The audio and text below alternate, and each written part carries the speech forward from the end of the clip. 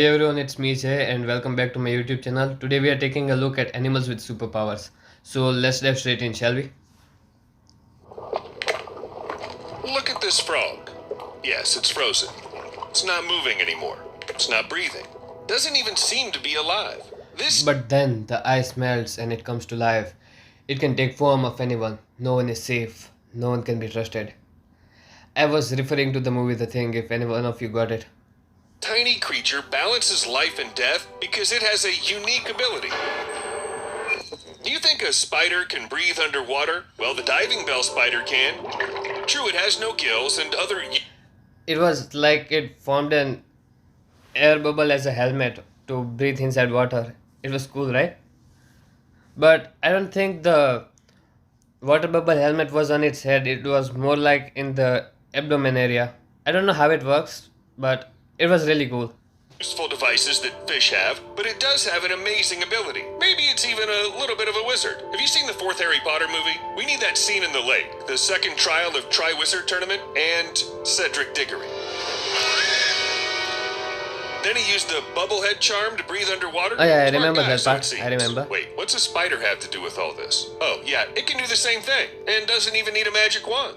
The diving bell spider is considered the only species of spider that lives underwater almost all the time. Hunting, resting, mating, feeding, laying eggs, wintering, all this it can do without rising to the surface. The only thing a spider can surface for is a supply of oxygen, which sometimes has to be replenished. Otherwise, something like that very head bubble comes in handy. When the diving bell spider dives into the water, the abdominal hairs, covered with a special fatty substance, don't get wet. Air is trapped between them, which allows the spider to stay underwater for a long time, using a primitive natural aqua. I don't think human superhero with this kind of ability will be cool, but I don't know. It's just my opinion. It's impressive for a spider, but I don't think it would be that cool as a human. Well, but this is not the only way to store oxygen. The diving bell spider also creates a kind of underwater storage made of spider web and an unknown substance where it retains precious air. It all depends on the size of the individual. While some spiders have learned to hold their breath with their webs, others have mastered flight. Welcome to the arachnophobe's nightmare. Some of these creatures can actually fly. Or rather, they sort of float in the wind. Using a web, they can rise several kilometers into the air. And what's more, I remember the spiders. They were in the news recently.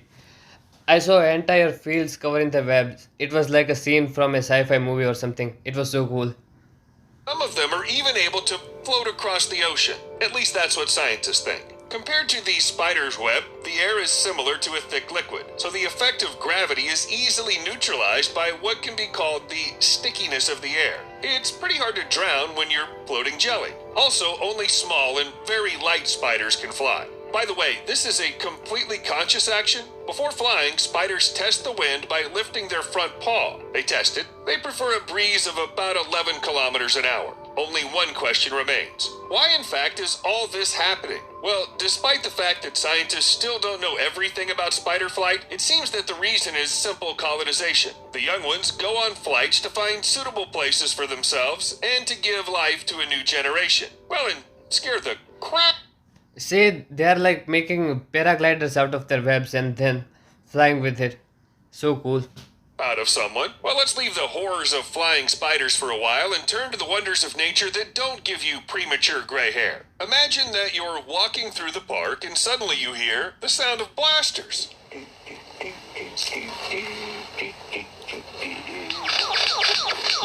Star Wars. They're Seriously, having Star Wars fight. stormtroopers are missing again.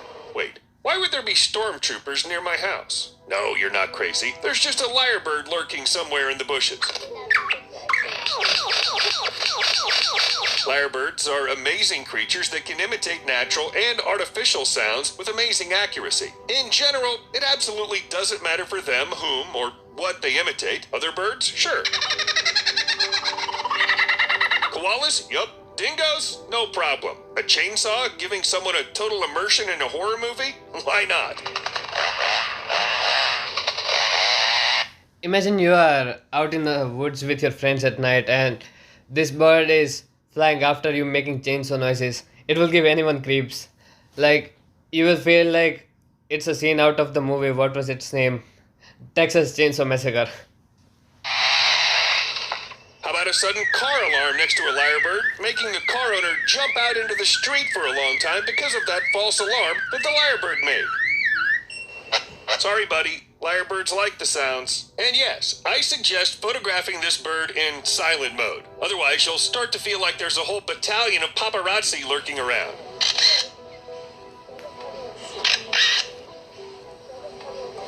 Dogs barking, babies crying, cell phone ringtones, fire sirens, even the sound of a human voice. Nothing seems impossible for the lyrebird. They even know how to teach each other different sounds. There was a Would it be a cool ability for a human superhero? I don't think so. Do you think it would be cool as a human superhero making noises? I don't think it would be very practical. But it's just my opinion. I don't know.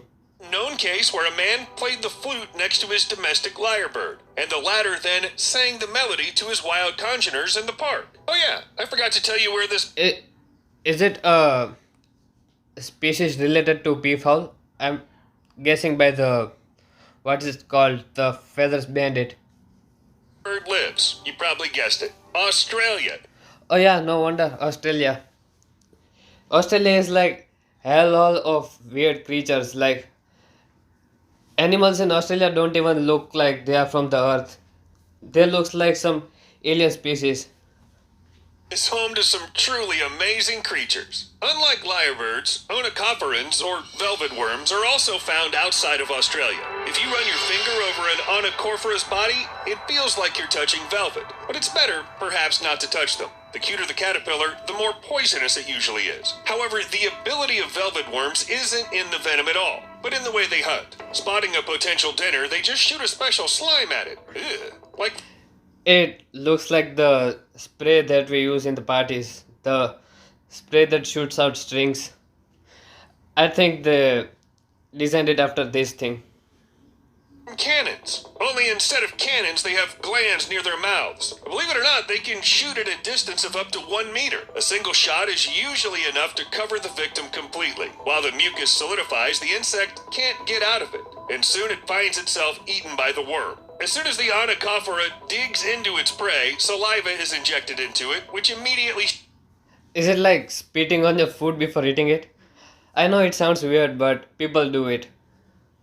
starts the digestion process. Well, isn't that classic? I bet onychophorans would never be able to detect this creature, even if they groped it completely. Oh yeah, because the in front of stick you insect, is a leaf born insect. master of camouflage. The perfect ninja of the animal kingdom. Practically invisible. You see? Take a closer look. Maybe this. Or this. Wait, that's just a leaf. Okay, I'll be honest. I didn't find it right away myself because the giant leafy thing doesn't want to be discovered at all. Yep, this slightly rotted leaf is an insect that lives in the tropics of Malaysia and can reach 10 centimeters in length. However, even such large specimens have simply divine camouflage skills. Not only do they I think camouflage skill as a human superhero would not be good.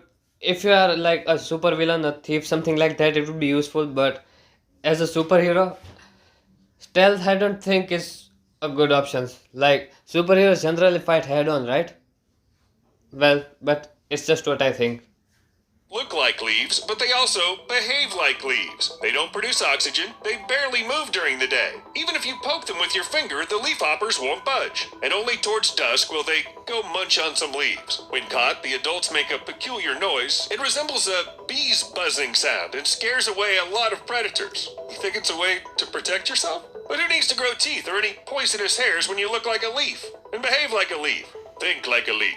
Be like I mean, if there are herbivores around, right? They can be eaten if they are mistaken by a leaf. a leaf. Actually, you know what? I think I finally found living confirmation of the expression, you are what you eat. By the way, if that expression really works, then honestly, I won't even speculate on what this lizard ate, but it can walk on water. Or It's rather like a run very ninja fast. It looks running on insanely water. funny. Did you get it? I don't know why, but I can't watch quietly as it runs away. And here's another fact for you. This lizard is called the common basilisk. Just imagine that it's not a These scenes remind me of the video of the old man running on the water. No, he was more like dancing. It was so funny. Giant snake crawling through the pipes inside Hogwarts, but something's running, and it's that. It seems that such a choice of monster would slightly undermine Slytherin's credibility. But back to the basilisk's unique ability. For a long time, scientists couldn't figure out how it managed to stay on the surface, since the lizard weighs so much more than all sorts of water snakes. In the end, it turned out that the basilisk paddles with huge claws rather than actually running on the water. By the way, it can run up to 500 meters on the water surface at a speed of 12 kilometers an hour. Cool. On land, it moves a little slower and can easily do without oxygen for up to half an hour. And if humans are clearly superior to basilisks in 2 points, we somehow don't get along with running on water. Oh yeah, this one is fake. I remember this one.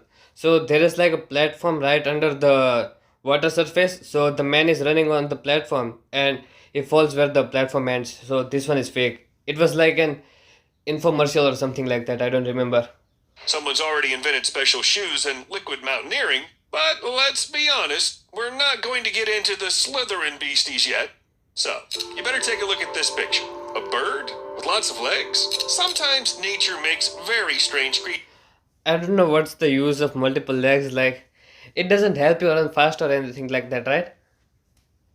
I guess this creature must run fast or jump high. I don't know. Why would anyone even need so many legs? Sorry, no offense, millipedes. Okay, actually, a jacana, like all other birds, only has 2 legs. The rest belong to the chicks who hide under the father's wings. Actually, even the 2 legs of jacanas are quite unusual. Because Yeah, of okay, their that makes elongated sense. toes and claws, the bird's weight is distributed over a larger area, allowing them to walk on leaves floating in the water. And they do it rather quickly. As soon as a predator appears on the horizon, the caring parent hurries to the chicks to hide them under the wings. It's believed that sometimes the chicks fall from the leaves. It would be a cool ability as a superhero. Like hiding people inside your body or body fat or something like that. I know it sounds funny, but it would be useful. Like if there's a building on fire and you want to save people, just hide them inside your body fat and jump out of the building. It would be cool. And then the father fishes them out, dries them, and warms them. Cute. And if that seems like it's not a real ability to you, let me remind you, we're talking about the animal world here. A world where you can be eaten the minute you're born if your parents don't take care to protect you. And who else would be so cool to save their kids? Cuttlefish don't really care about their offspring, but they have another ability. It's hypnosis. Yeah, I agree. You don't think of a perfect predator when you say cuttlefish. It looks like a disco ball or something like that, changing colors. But they're actually really cool. When they hunt, these creatures purposely create running stripes on their bodies with their chromatophores. Not only do they look like disco kings, but they also hypnotize their victims. You would think that crabs and shrimps have enough intelligence to realize that danger is approaching them, but on the other hand, it's really... I don't know how good ability of turning yourself into a disco ball would be as a human superhero. Like you are a superhero and a thief is running away. You would be like, halt, stop in the name of law. Then you would turn into a disco ball and like, disco time. Disco time.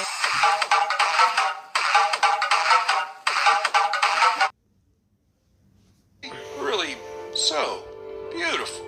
Seems that the mud skippers looked at all this disco and decided they don't need all that underwater life. Never mind that the skippers live in a completely different region. They became amphibians for a reason, right? You could say that they are fish that have made it to land and learned to survive everywhere. In contrast to other tidal fish, mud skippers don't hide under rocks when the water level changes, but come out on land and actively crawl on it. They move by jumping and leaning on their strong, elongated front fins. Some of the mud skippers can climb up roots and trunks of trees, holding on to them using their... Well, they say don't judge a fish by its ability of climbing trees, but I think that does not apply to the mud skippers. suckers, modified pelvic fins. What's more, they even manage to put up a fight for territory, then calmly return to the water and behave as a decent fish. They are like fish, like half evolved into reptiles or something like that, amphibians, and I don't know what I'm saying. We'll see you later. Well, that's it. Thank you for watching, and see you again next time. Like and subscribe if you like this kind of content. Thank you.